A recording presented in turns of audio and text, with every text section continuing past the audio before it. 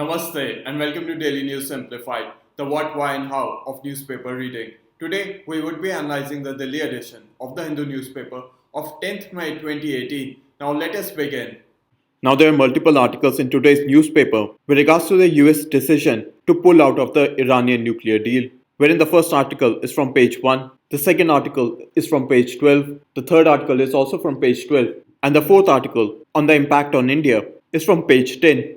Now what we'll do with regards to this news is try to understand this in a simple question-answer format, so as you will get a basic understanding of the Iranian nuclear deal, the response of China, US and the other European powers, and the impact on India on the US decision to pull out of the Iranian nuclear deal.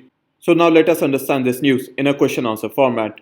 Now the first question is, what is the Iranian nuclear deal?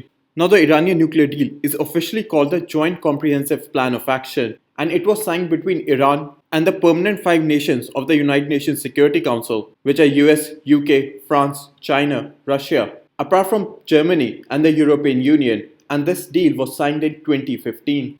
Now the Iranian nuclear deal, or the Joint Comprehensive Plan of Action, had 2 primary aims, and the first aim was to prevent Iran from building a nuclear weapon, and this was ensured by putting curbs on Iranian nuclear program.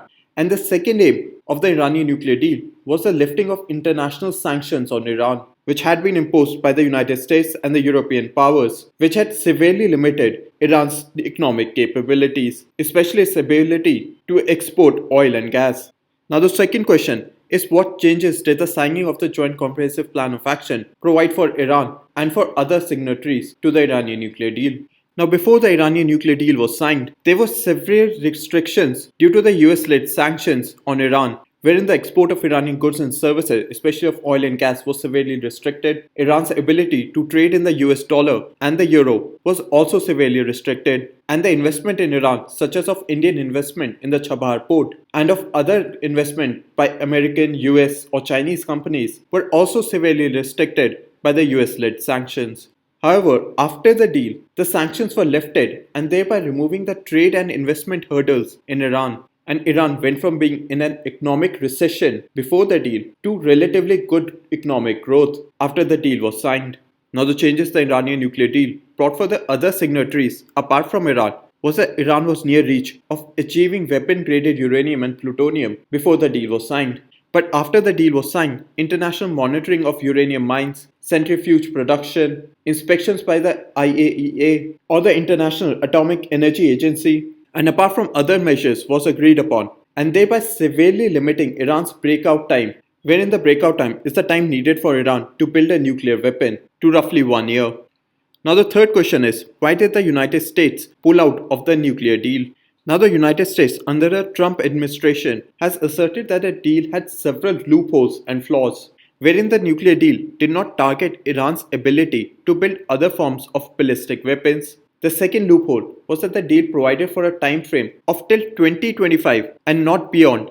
And the third flaw, according to the Trump administration, was that there was no concessions to curb Iran's involvement in terrorism in Israel, such as Iran's support to the Hezbollah. And similarly, there were no concessions to curb Iran's involvement in the Yemen and Syrian conflict.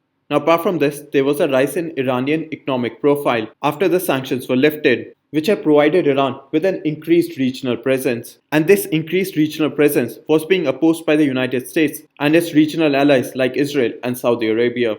Now the fourth question is, what has been the position of the European countries and China on the US decision against the Iranian nuclear deal?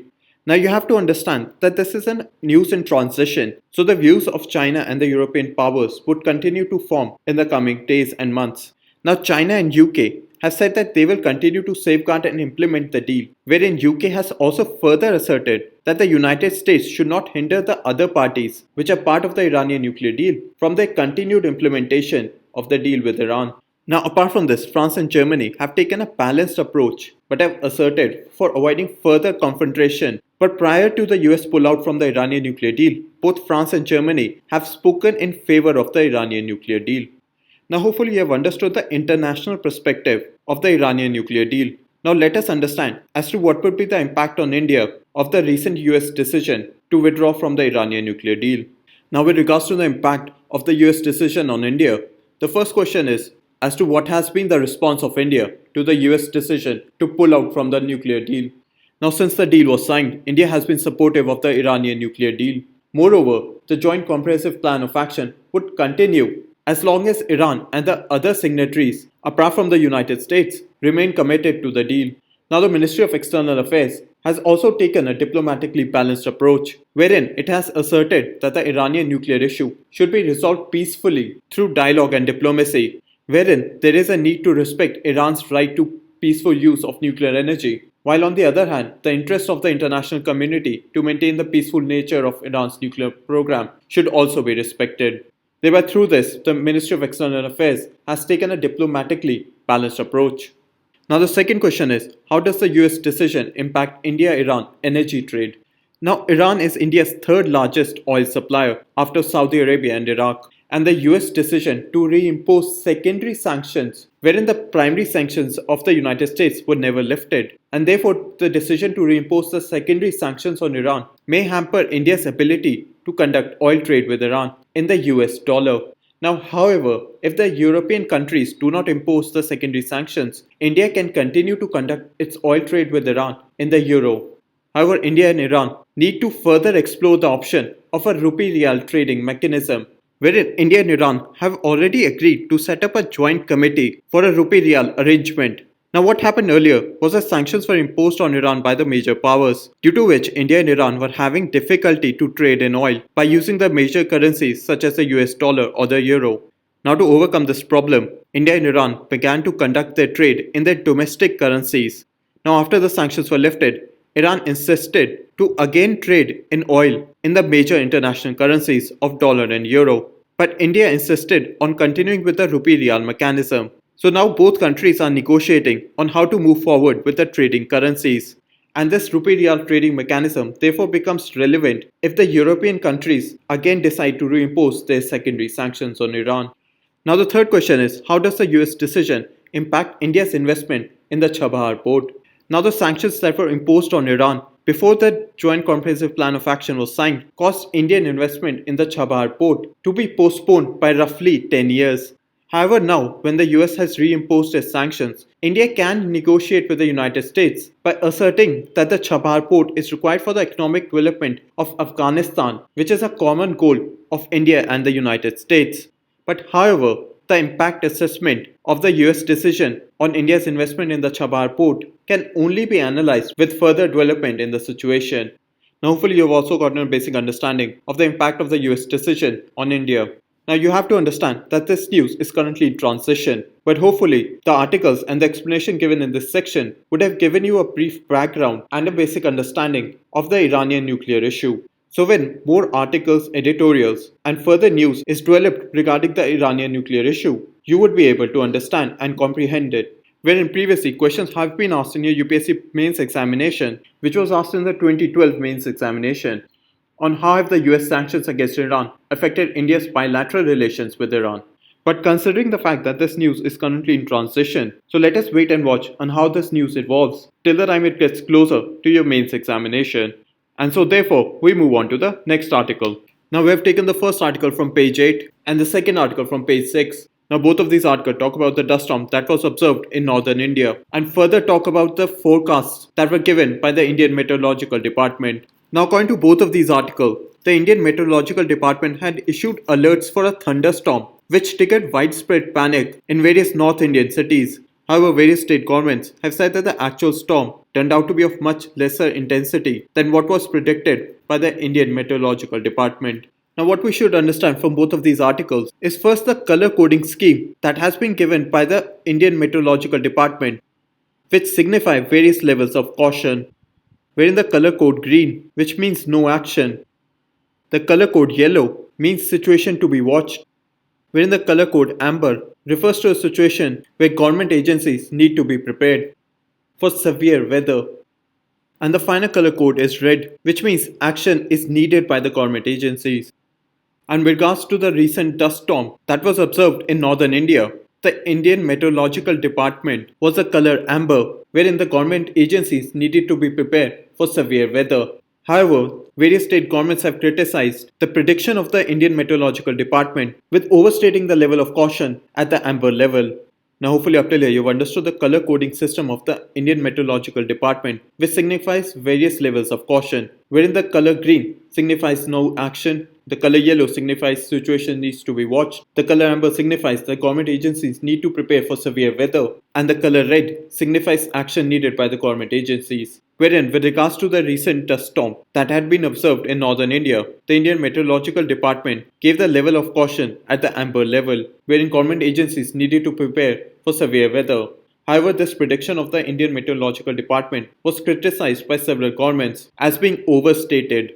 Now, the other aspect that this article talks about is why is India vulnerable to such storms? Is that the aerosol and dust particles in the Indian atmosphere are almost 3 times the global average. And this is because due to the abundance of mineral dust. And wherein, according to the UN Environments Program, the Sahara Desert contributes 1/3 of the dust particles in Indian atmosphere, wherein India received these dust particles from the flow of winds from West Asia. Now hopefully up till here you have understood as to why is India vulnerable to such dust storms. Now aerosols and dust particles in Indian atmosphere are almost 3 times of the global average, and this is because of the abundance of mineral dust in India. And secondly, according to the United Nations Environment Program, the Sahara Desert contributes 1/3 of dust particles in Indian atmosphere, which have entered into the Indian atmosphere due to the flow of winds from West Asia. Now both of these articles and the explanation given in this section form a part of your UPSC syllabus in GS paper 3 in the section Disaster Management and the subsection Disaster and Disaster Management. And so now with this, we move on to the next article. Now we have taken both of these articles from page 10. Now the reason both of these articles are in the news, because recently a question arose whether the Supreme Court can look into the reports of the Parliamentary Standing Committees and whether looking into such reports by the court amounts to breach of parliamentary privileges. So now let us understand both of these articles. Now recently the questions that arose were whether the Supreme Court can look into the reports of Parliamentary Standing Committees. And the second question is whether looking into such reports by the Supreme Court amounts to breach of parliamentary privileges. Now before moving further, what you should understand is that parliamentary privileges are mentioned under Article 105 and Article 194 of the Constitution of India, wherein members of parliament and state legislatures are given more liberty and freedom of speech during the proceedings of the parliament and the state legislature, and such privileges help them in discharging their duty without any fear from outside interference. Now the Supreme Court held that reports of parliamentary committee which are in the public domain are public documents, and therefore the reports of the parliamentary committee can be taken on record for judicial proceedings and will not constitute breach of parliamentary privileges. However, the court also held that the validity of the report of a parliamentary committee cannot be called into question in a court. Moreover, no member of parliament or person can be made liable for what is stated in a parliamentary committee report. And finally, fair comments on a report of the Parliamentary Standing Committee are protected under Article 19(1)(a). But however, comments which are of personal attacks against MPs or are vulgar or abusive in nature, which tarnish the image of an MP or the Parliament, it would amount to contempt of the House or breach of privilege. Now hopefully up till here you have understood that recently the questions arose whether the Supreme Court can look into the reports of the Parliamentary Standing Committees and whether looking into such reports by the Supreme Court amounts to breach of parliamentary privileges, wherein parliamentary privileges are mentioned under Article 105 and Article 194 of the Constitution in India, wherein it provides members of Parliament more liberty and freedom of speech during the proceedings of the Parliament, so as they may perform independently without any fear from outside interference. Now the Supreme Court has held that reports of the Parliamentary Committee which are in public domain are public documents and therefore can be taken on record for judicial proceedings and will not constitute breach of parliamentary privileges. However, the Supreme Court also observed that the validity of the report of Parliamentary Committee cannot be called into question in a court, and no member of parliament or any person can be made liable for what is stated in the proceedings before a parliamentary committee. The Supreme Court also further observed that fair comments on the reports of the Parliamentary Standing Committee are fully protected under Article 19, Clause 1, Clause A. But however, personal attacks or vulgar or abusive commentary would amount to contempt of the Parliament and a breach of privilege. Now with regards to UPSC syllabus, wherein it would be placed in GS paper 2, in the subsection, the power and privileges of Parliament and the issues arising out of these, and also in the separation of powers between the legislature and the judiciary. And apart from this, a question has been asked in your UPSC mains examination, which was asked in GS paper 2 in 2014, which had asked the powers and privileges and immunities of Parliament and its members, as under Article 105 of the Constitution, leave room for a large number of uncodified and unenumerated privileges to continue. Assess the reasons for the absence of legal codification of the parliamentary privileges. How can this problem be addressed? And therefore, the recent order of the Supreme Court and the explanation given in the article and in this section would give you an aspect on how this problem can be addressed. And so now with this, we move on to the next article. Now we have taken this article from page 9. Now what this article talks about is that windmills that produce wind energy have various indirect impacts on the ecosystem, and therefore an environmental impact assessment of windmills is required. And this is because the use of windmills in Rajasthan have been reported to increase mortalities of the endangered bird great Indian bustard. Secondly, windmills require a large amount of land, and wherein in Karnataka over 6,000 acres of forest land has been diverted for windmills, and similar initiatives might be taken in the western and the eastern Ghats.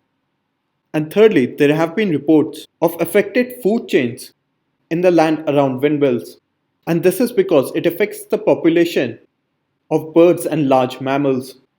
Now hopefully up till here you have understood the focus of this article, wherein according to this article, windmills which produce wind energy have various indirect impact on the ecosystem, and therefore an environmental impact assessment of windmills is required. Now the article argues for an environmental impact assessment of windmills because windmills in Rajasthan have been reported to increase the mortalities of the vulnerable bird, the great Indian bustard.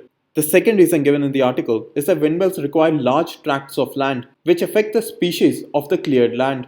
The third reason given in the article is that there are reports of affected food chains around the land of the windmills, and the windmills affect the food chains because they affect the population of the birds and of the large mammals due to their sound, clearing of land, among other factors. Now with regards to your UPSC syllabus, it would be placed in GS paper 3 in the environment section, more specifically environmental impact assessment, wherein previously a question has been asked, which was asked in the mains examination of 2014. With regards to the environmental impact assessment, studies are increasingly undertaken before a project is cleared by the government. However, discuss the environmental impact of coal-fired thermal plants located at coal pit heads. And in similar terms, a question can be asked, discuss the environmental impact of windmills which are located at the eastern or the western Ghats. And for that question, the explanation given in this article and in this section become relevant. And so now with this, we move on to the next article. Now we have taken this article from page 8. Now what this article talks about is India-China cooperation on Iran's Chabahar port. Now this article and the upcoming explanation would be placed in GS paper 2 in the section International Relations, and moreover in the subsection India and its neighborhood relations. Now one of the reasons it would be placed in India and its neighborhood relations because the Chabahar port lies within the Indian Ocean region, and as per the India Airbook 2018 and the annual report of 2017-18 of the Ministry of External Affairs, Indian Ocean region is part of India's neighborhood, and thereby Iran's Chabahar port would then be placed in India and its neighborhood. And apart from this, this article would also be placed in agreements involving India and affecting India's interest, because India, Iran and Afghanistan have also signed an agreement with regards to the Chabahar port. So now let us understand the focus of this article. Now the article provides various policy options for India with regards to Chinese presence in the Chabahar port. And this is because Iran has invited and is keen on Chinese participation in Chabahar port. And this is because it would provide Iran with increased investment in the infrastructure development of the Chabahar port. And the second reason is that the Chinese presence or investment in the Chabahar port would provide Iran with multilateral guarantee of India and China if US and Europe reimpose stronger sanctions on Iran, wherein India and China may oppose these sanctions to protect the growth of their investment in and around Chabahar port. Thereby, the investment by India and China would provide Iran with a multilateral guarantee if the US and Europe reimpose stronger sanctions. Now, hopefully, up till here, you've understood the first part of the focus of this article, wherein Iran is keen on Chinese participation in the Chabahar port, wherein Iran wants increased Chinese investment in its infrastructure development. And the second reason is that it would provide Iran with multilateral guarantee of India and China if US and Europe reimpose stronger sanctions, wherein both India and China may oppose these sanctions that could be imposed by US and Europe so as to protect the growth of their investment in Chabahar port and thereby providing Iran with a multilateral guarantee against Western sanctions. Now let us understand the various policy options for India as highlighted by the author if and when there is Chinese presence on the Chabahar port. Now various policy options as highlighted by the author. Now the first policy option as highlighted by the author is that India can partner with Japan on the Chabahar port under the Asia-Africa Growth Corridor, which is a joint initiative by Japan and India, and thereby the Japanese presence would provide an alternative to China. The second policy option as provided by the author is that India by continuous engagement with Iran can ensure that Iran maintains a balance between India and China. Now the third and the final policy option given by the author is the India-China joint project in Afghanistan, which was recently announced at the Wuhan summit, can be tied with the Chabahar port, thereby ensuring that India and China maintain a joint economic cooperation with regards to the Chabahar port. Now hopefully up till here you have also understood the three policy options given by the author with regards to any upcoming Chinese presence in the Chabahar port, wherein the first policy option given by the author is that India can partner with Japan on the Chabahar port under the Africa-Asia Growth Corridor, which is a joint initiative of India and Japan, wherein the Japanese presence would thereby provide an alternative to China. The second policy option given by the author is that India, by continuous engagement with Iran, can ensure that Iran maintains a balance between India and China. And the third and the final policy option given by the author is that India-China joint project in Afghanistan that was announced at the Wuhan summit can be tied with the Chabahar port, wherein India and China can now cooperate rather than be competitive on various projects. Now a question was asked in your UPSC mains examination, which was asked in the mains examination of 2009, with regards to evaluate the prospects for greater economic cooperation between India and China, wherein one of the prospects that you can highlight is India-China cooperation on Iran's Chabahar port, apart from the India-China joint project in Afghanistan. Now hopefully you have gotten a basic understanding to the question of why it makes sense for India and China to cooperate on Iran's Chabahar port. And so now with this, we move on to the next article. Now we have taken this article from page 9. Now the reason this article is in the news is that Prime Minister Narendra Modi is going to visit Nepal on 11th and 12th May. And this is just after the recent visit of KP Oli, who is the Prime Minister of Nepal.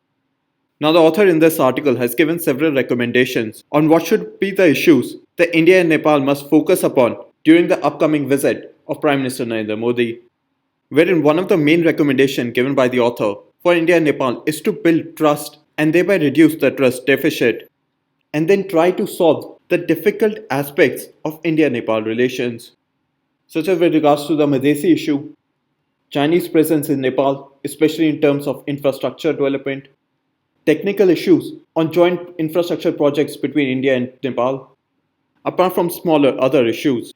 Now you have to understand that this article and the news given in this section is currently in transition, and we have to wait and see for the outcomes of the upcoming visit of Prime Minister Narendra Modi to Nepal. And moreover, the recent visit of Nepal's Prime Minister KP Oli to India has been covered in the May edition of the Focus magazine, and you can refer to it to further understand about the visit. So now let us wait and see on how Prime Minister Narendra Modi's visit to Nepal concludes. And now with this, we come to an end in the analysis of today's paper. Now we move on to the question for today.